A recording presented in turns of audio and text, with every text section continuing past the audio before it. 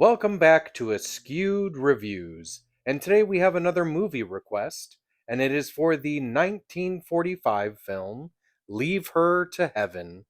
Here is your trivia question for today. What is the name of the lake house that Dick Harland owns? The answer will be at the end of this video. Our film starts off on a train that's heading to New Mexico.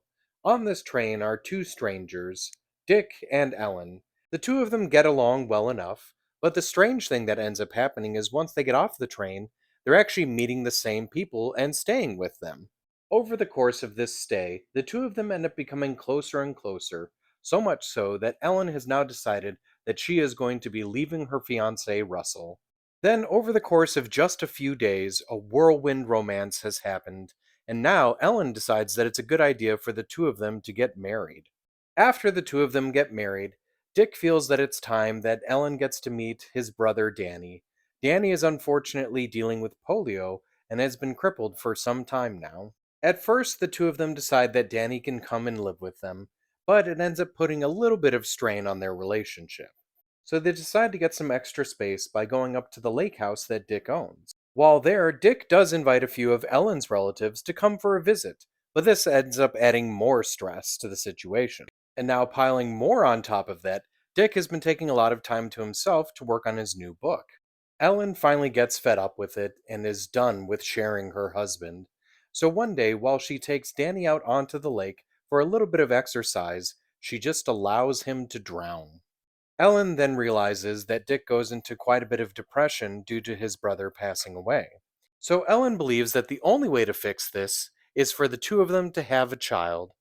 Now, over time, while she is pregnant, she then makes the realization that if she does have a child, then she'll have to share her husband with the child. So she comes to the decision that the only way to fix this problem is to throw herself down the stairs to cause a miscarriage. It's about this time that Ellen begins to set her jealous gaze upon her sister Ruth. So, will anything cause Ellen to be satisfied, or will she just continue going on and on with these horrific, selfish acts?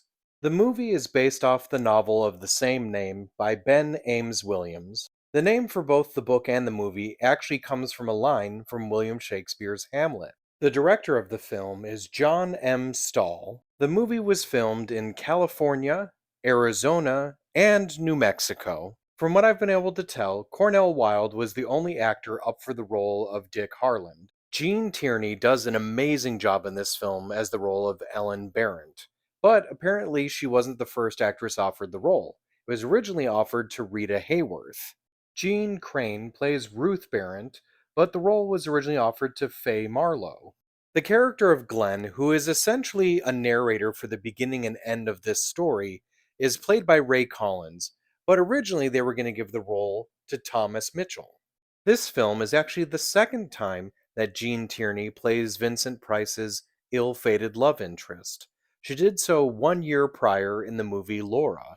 Apparently, the water in the swimming scene with Danny was so cold that actor Daryl Hickman actually caught pneumonia. There was quite a few arguments back and forth on how exactly to handle the scene involving the staircase, since it did involve the miscarriage of a child. If you liked the film but would like to see a televised version of this story, in 1988 there was a TV show called Too Good to Be True, which is based off of the novel. So when it comes to the film Leave Her to Heaven, I did enjoy the movie. It had a very slow start to it, but it did start to ramp up and become a lot more interesting as the movie continued. So I'm going to give this movie a 3 out of 5. And if you did like this film, other movies I suggest checking out would be Psycho and Mommy Dearest. Now, as for the trivia question from the beginning of this episode, what is the name of the lake house that Dick Harland owns? The name of the lake house is Back of the Moon. The reason why it's called this is the lake that it's on is actually in the shape of a crescent.